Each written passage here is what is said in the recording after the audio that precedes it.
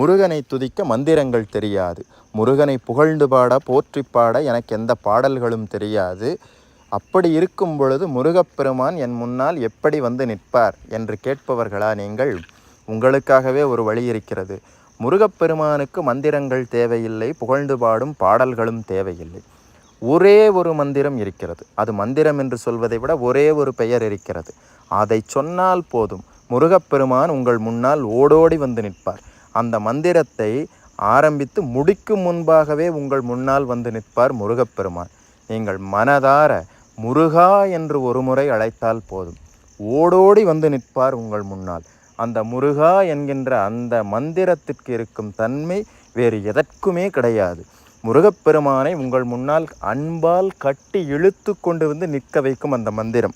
அந்த மந்திரத்தை சொல்லி முடிக்கும் முன்பாகவே உங்கள் முன்னால் முருகப்பெருமான் வந்து நிற்பார். இது சத்தியம்.